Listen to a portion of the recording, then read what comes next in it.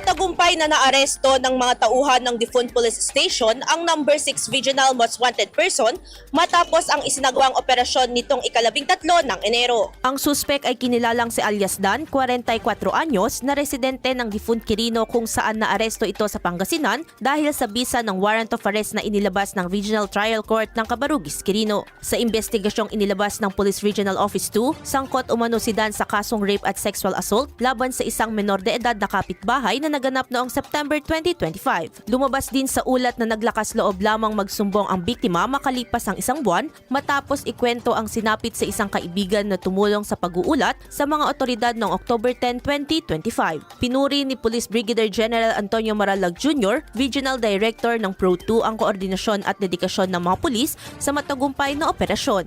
Anya, patunay ito ng patuloy na kampanya ng PNP laban sa kriminalidad at sa pagsisikap na maihatid ang hustisya at mapanatili ang kapayapaan sa mga komunidad. Idol, nanunuyo ba humihina ang elasticity o pagbanat ng balat?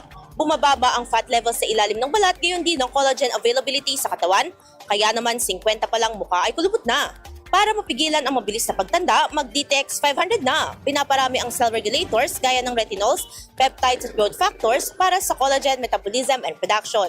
Sa DTX 500, hindi lang balat mo ang magiging makinis kundi ang selula ng iyong buong katawan. Para maging healthy, mag-DTX 500 palagi. Para sa IFM News, ako si Idol Sena Maria Akdang, Idol! IFM News.